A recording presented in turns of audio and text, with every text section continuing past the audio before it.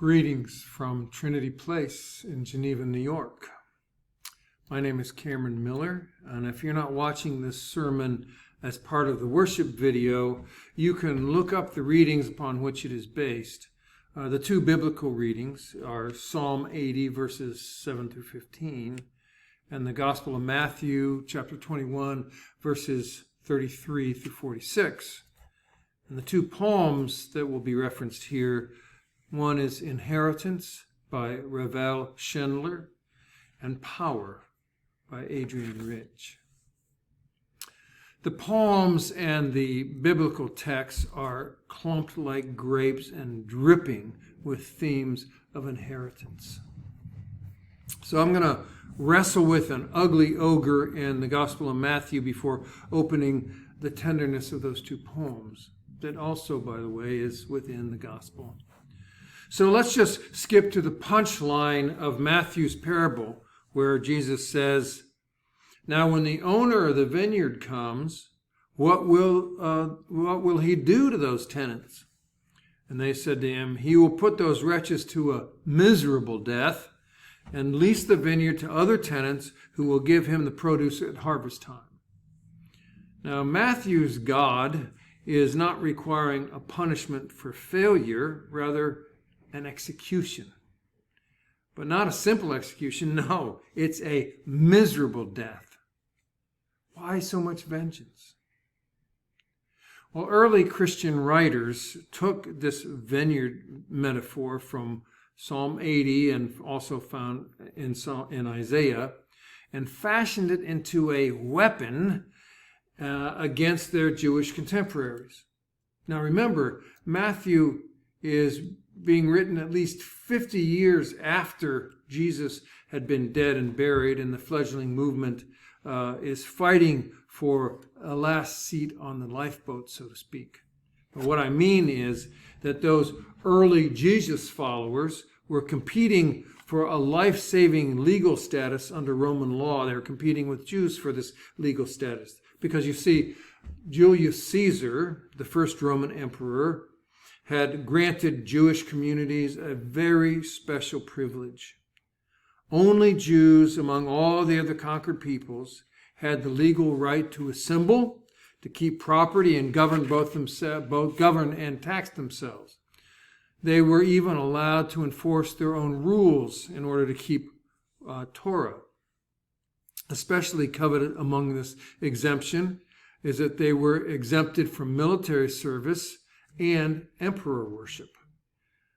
Jews were the only non-Roman religion to have those kind of rights and privileges, making this special status a virtual lifesaver, and it was the fact also making this status a virtual lifesaver was the fact that no other religion would be allowed under Roman law. No other new religion would be allowed under Roman law. And all non-Roman religions other than Judaism were expressly forbidden from the city of Rome itself. So Jews claimed that the followers of Jesus were not Jews and had no Jewish inheritance, meaning that they weren't exempt. While the earliest Jesus followers were all Jews and saw themselves as the inheritors of God's covenant with Israel, and therefore qualifying, they said, for this all-important exemption. Talk about a bitter partisan divide. Even though the early Christians became more and more Gentile, they argued for this legal status in the Roman Empire as the inheritors of God's covenant with Israel. Not a new religion, but a new Israel, they said. That parable I read from Matthew is a very early Christian legal case against Judaism and in favor of gaining the right and privileges afforded Jews under Roman law. It was utterly necessary to achieve this status because, like Jews, Christians could not worship the emperor as another god, nor, by the way, would they accept service in the military. So this was not some abstract theological claim that had no basis in reality. The question of whose covenant it was, Jews or Jesus' followers, was a struggle for survival that came down to life and death.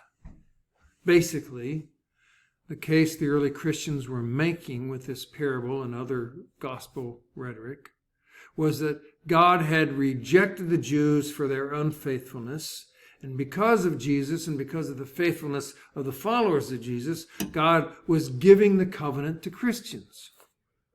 The covenant between God and Israel, they insisted, was now an exclusive franchise that only the followers of Jesus owned. Not only this Johnny-come-lately argument was rejected by the Jews, it was also rejected by most of the emperors until Constantine. So it was often tough going for Christians in those first 300 years, with much bitterness and enmity between Jews and Christians. But even more tragic for the history of both religions, when Christianity became the religion of the empire, is it wreaked vengeance upon Jews for centuries. The church sullied Jesus as the Lord of genocide over and over and over again as they oppressed and killed Jews. The parable we read today was, and continues to be, misused for the purpose of violence, bigotry, and hatred against Jews. Now, while we've inherited this parable, and with it the moral stain of persecution and genocide, it is the kind of text we need to deconstruct and not continue to bequeath to the future. The quickest way to do that is to recognize how un-Jesus it really is. As we now recognize, Jesus was a peasant, subject to economic and social violence from Romans and Jewish collaborators with Rome. He was the product of rural Galilee, the son and denizen of small villages from where he would have known and been associated with many tenant farmers. One of the things the Romans did, you see, when they occupied a new territory, was that the senators and the elite from Rome would begin gobbling up real estate.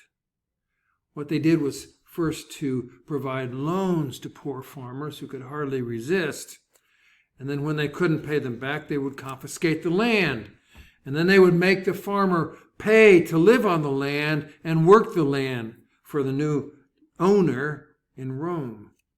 Sounds pretty familiar, doesn't it? It was a miserable, powerless, humiliating existence. Paying rent for land that they had once owned, taxed multiple times for crops and animals they raised and needed in order to survive. The peasant tenant farmers were the very poster child for bitter resentment toward Rome and Jewish cosmopolitan elite. Well, now, with that as a historical context, it seems unlikely to me anyway that Jesus would fashion an absentee landlord as the metaphor for a just God, and tenant farmers as the metaphor for evil bad guys. In fact, as it is presented in Matthew, it's more of an allegory than a parable, which should be another sign that whatever trace of Jesus was once here, it's gone now, or at least untraceable. The use and misuse of this parable for centuries of genocidal practice by the church and by Christians is the ironic inheritance of this story that is about inheritance. What we need to do as Christians now is stop bequeathing undeconstructed texts as if we cannot change the meaning and theology of our religion. Of course we can. We have been ever since the beginning. We need to do it again and now and over and over and over again. And one way, for example, to be anti-racist is to stop participating in and purveying racist ideas and mythologies. Yeah. One way to stop practicing bad religion is to stop accepting text at face value and subject them instead to the sieve of history. It's on us to stop bequeathing bad religion to the future and offer a better inheritance instead. This is where now I want to shift from Matthew and the inheritance of bad religion and to the two inheritance poems by Schindler and Rich.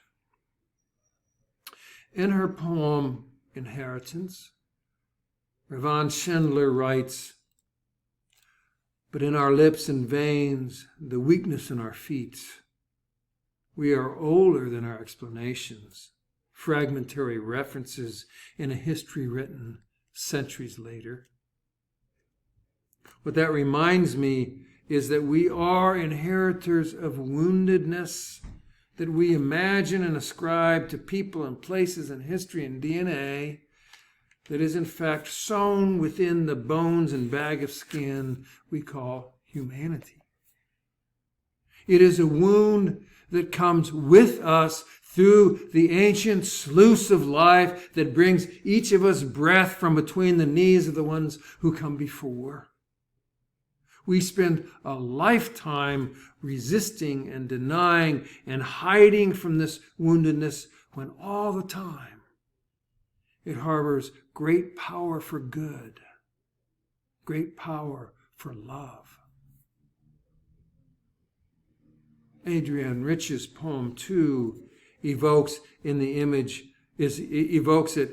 image of Marie Curie, with fingertips the color of clamshells and splayed from years of radiation, her wounds curdled by the very thing that was her power. Our inheritance, our woundedness, is our power. Our woundedness is our power. Our woundedness, to return to Matthew's parable from a different perspective, is our fear and our resistance to mutuality and shared destiny. Now that sounds kind of like gobbledygook, I know, but it is so real, so dire, so primordial. We bury it like an ancient city beneath our current one. We take both the parable as it appears in Matthew and what it was used for in its historical context. The tenants' lust for control makes visible their fear of loss, and so they plot and campaign for a way to own what is not theirs to own. And in the actual historical context, Jews and Christians their fears of one another while surrounded by the noose of Roman sanctions led first to the expulsion of the Jesus followers from the synagogue and eventually to the vengeful millennial genocide by Christians of Jews.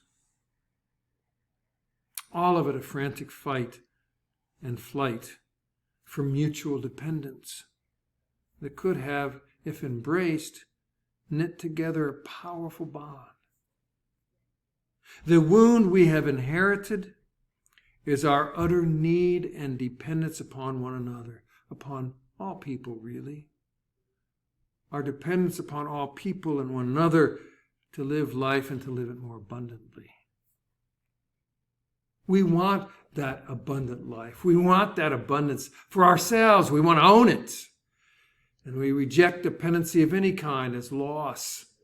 Loss of control, loss of autonomy, loss of mastery, loss of selfhood. The woundedness we inherit by nature of our birth, not from DNA, not from personal or corporate history, not from childhood experience, is this inherited woundedness that is deep and pervasive and a core need of dependence upon other human beings. But what have we done with it? We have attempted to construct societies that deny our mutual dependence and that categorize mutuality as weakness or shame.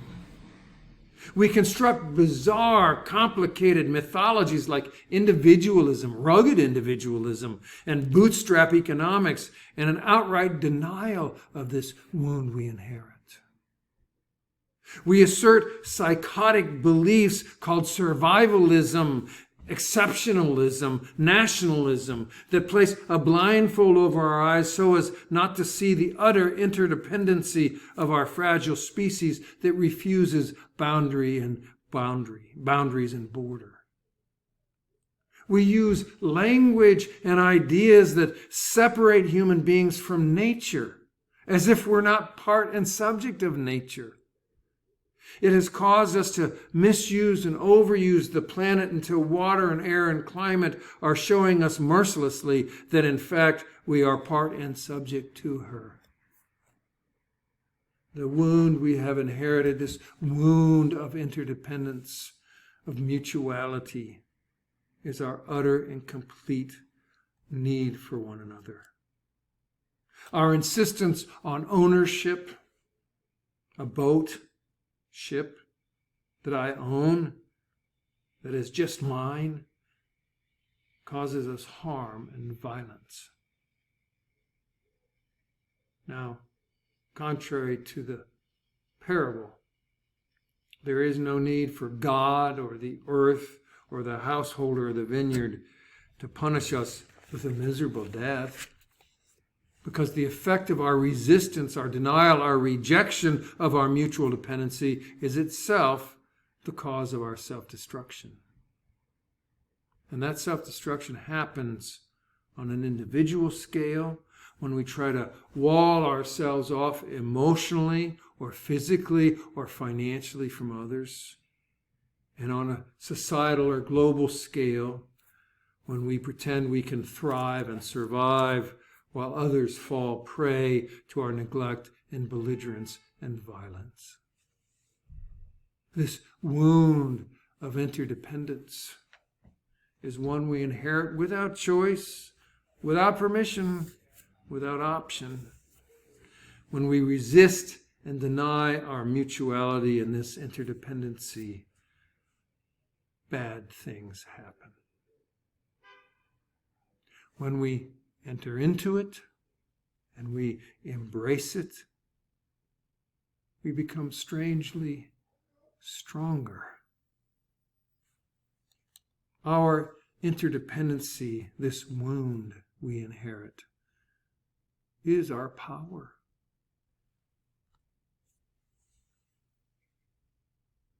Well, thank you for hearing. And thank you for being part of this community today.